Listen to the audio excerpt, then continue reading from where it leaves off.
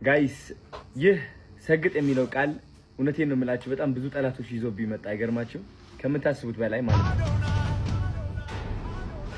ኤላ አዶናይ እና ጃኒ ታሰሩ የሚባለው ነገር እውነት ነው ወይ? እንደገና ደግሞ በምን ምክንያት ነው የታሰሩት? እባክህ የምታውቀው ነገር ካለ ንገረን። አንተ ነገሮችን በመረጃ እና በማስረጃ አድርገህ ስለምታወራ ከአንተ ብንሰማው የሚል ነገር ብዙዎች በውስጥ መስመር ኢንቦክስ እያረጉልኝ ይገኛሉ። ይመስለኛል አብዛኞቹ የጃኒም የአዶናይም አድናቂዎች ናቸውና ይሄንን ነገር እንግዲህ እኔም እንደናንተ አመሻሽ አካባቢ ላይ ነው እኔም የሰማሁት። እውነት ታስረዋል የሚለውን ነገር ደግሞ ከጠየቃችሁኝ አዎ ታስረዋል። ያንን ደግሞ ያረጋገጥኩት ከፌዴራል ፖሊስ ይፋዊ ገጹ ላይ ነው እንግዲህ የተመለከትኩትና እንደሚታወቀው ከትላንት በስቲያ እንደዚሁ ሌሎች ቲክታከሮችን መታሰራቸው ይታወቃል። እነዚህ በቁጥጥር ስር የዋሉ ቲክታከሮች ደግሞ በዘንድሮው የቲክታክ ክሬቲቭ አዋርድ ላይ ከኢትዮጵያ ባህልና ወግ ያፈነገጠ አለባበስ ለብሳቸዋል በሚል ነበረ በቁጥጥር ስር የዋላቸውና የነ አዶናይና የነ ጃኒም ከዚህ ክስ ጋር በተያያዘ እንደተያዙ ነው እንግዲህ በመግለጫው ላይ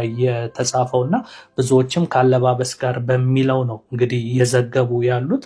ነገር ግን እንደሚታወቀው በቲክታክ ክሬቲቭ አዋርድ ላይ አዶናይም ሱፍ ነበር የለበሰው፣ ጃኒም የሀገር ልብስ ነበረ የለበሰችውና እንደኔ ግን የነ አዶናይ ከልብስ ጋር በተያያዘ አይመስለኝም የታሰሩት። ምክንያቱም በተሰጠው ዘገባ ላይ ወደ ታች አካባቢ ላይ ስንመለከት ምን የሚል ነገር አለ? አንዳንድ አካላቶች ለእውቅናና ለገንዘብ ሲሉ ወጣቱን ወዳልተፈለገ መንገድ የሚመራ የተለያዩ ነገሮችን እያደረጉ ስላሉ እንዲህ ያለውን ማህበረሰብን ወጣቱን ወዳልተፈለገ መንገድ የሚመራ ነገር ደግሞ እንደ ወንጀል ነው የሚያዩ ብሎ የገለጸው አለና ወደ መጨረሻው ላይ በተጻፈው አይነት መንገድ ይመስለኛል እነ አዶናይ የታሰሩት። ምክንያቱም እንደሚታወቀው አዶናይ ከቀናቶች በፊት ከ2 ከ3 ቀናት በፊት ምን ብሎ ነበር?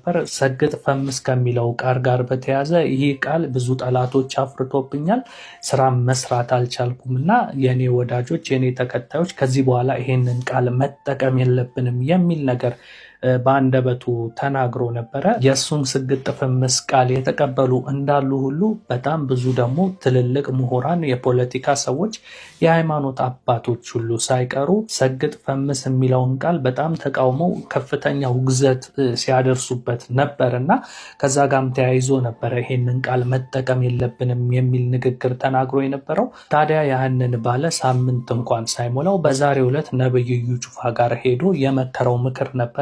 እዩ ጩፋም ሰግጥ ፈምስ የሚለውን ቃል በጣም እንደወደደውና እንደውም ከዚህ በኋላ በደንብ ረገጥ ባለ መንገድ እንዲጠቀመውና ሰግጥ የሚለውን ቃል እንደውም ስግጥግጥ ወደሚል መቀየር አለብህ የሚል ምክር ሰጥቶት ያንን ምክር ተቀብሎ ተመልሶ መጥቶ